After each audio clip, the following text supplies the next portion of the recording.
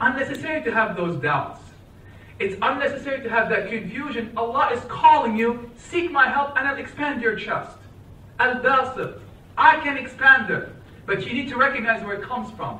And by Allah, brothers and sisters, when your heart is expanded, as I stated, you can walk in this life. The situations become facilitated.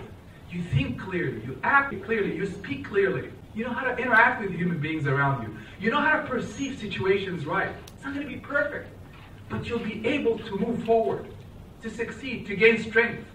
If your heart is weak, you cannot do anything. You're weak. And if your heart is strong, you are strong. So check with your heart, dear brothers and sisters. Where it's looking, where it's yearning. Who is it looking towards on a daily basis? For it to feel good, to feel that tranquility and composure, and for that happiness to be lifted. This context, dear brothers and sisters, and a perfect situation that articulates a prophet and his dependency on Allah. And the insight that he had to go straight to Allah Azza wa Jalla when he felt that constriction. Because we think prophets didn't feel them. They felt them. They're human beings. Allah has given them hearts. Elevated and purified those hearts, but those hearts also felt constriction. They felt the anxiety and the stresses. Their challenges were enormous. We know the story of Musa alayhi salam in Surah Ṭāhā. When he was facing that daunting task. As a young man, he faced challenges that are beyond our imagination. So when he was commissioned with prophethood in that sacred valley, in Ṭāhā, he walked into that valley searching for that light, the source of light, the fire. And as he arrives, he hears the words of Allah calling him, Musa, oh Musa. And imagine, brothers and sisters, Musa hearing for the first time the voice of Allah, who tells him, I am your Lord, I am your nurturer, and Rabbuk. Take off your shoes. You're in a secret valley called Ṭāhā. Take off your shoes. You're my presence. You're my court. He wants to teach him something. And a conversation ensues in which Allah shows him the miracles. Throw your stick, Musa. I'll show you how I can transform it. I can transform everything. A stick in front of the eyes of Musa turns into a snake. He needs to be emboldened to see the power of Allah Azza wa Jalla, who can say to the thing, be and it is. Can He not change your hearts, brothers and sisters? If He can bring the sun out of the east and create all of these galaxies that mesmerize the mind and make you walk on this earth, who created the heavens and the earth, can He not change your heart? Absolutely. But they're indeed between two fingers of Allah Azza wa Jalla, in the hands of Allah, as the Prophet ﷺ says, turning your hearts as He wishes. You cannot turn it. Don't you wish to smile? Don't you wish to have that confidence? Only Allah can give it to you. So Musa, brothers and sisters, is conversing with Allah. And Allah is about to task him with something that is so monumental. What is He asking to do? Oh Musa, I want you to go to Fir'aun.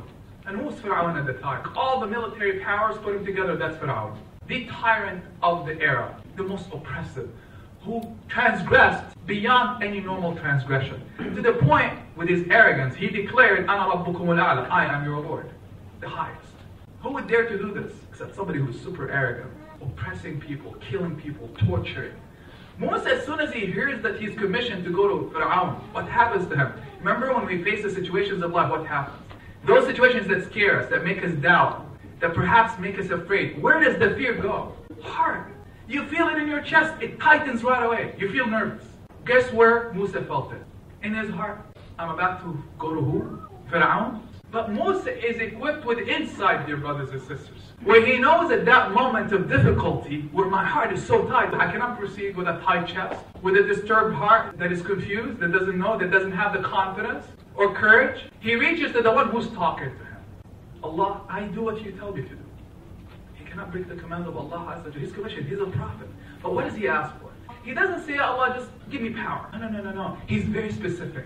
He knows this heart needs to be expanded for me to be able to operate, to think, to speak clearly, to know how to articulate, to have the insight, to have the sound judgment, to have the courage to overcome any doubt or confusion. He didn't say, I'm going to just go work on it myself. Maybe he talked to somebody. He talked to Allah. He said, Oh Allah, expand my chest. Expand this chest of mine.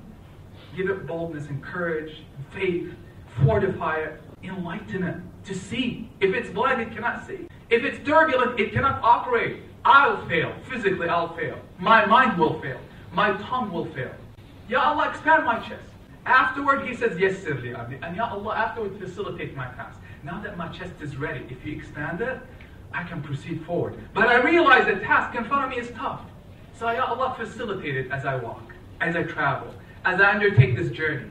وَاحْلُلْ عُقْدَةً مِّن لِسَانِي يَفْقَهُوا قَوْلِي. Third, oh Allah, I suffer from an impediment in my speech.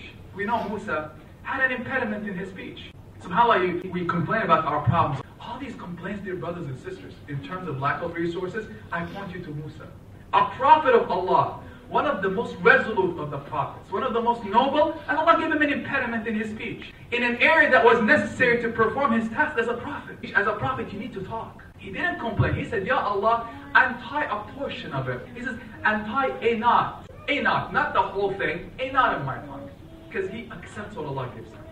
And he recognizes success is in the hands of Allah. Hearts of human beings are in the hands of Allah, but I need to have an expanded chest to be able to talk to them, to be wise.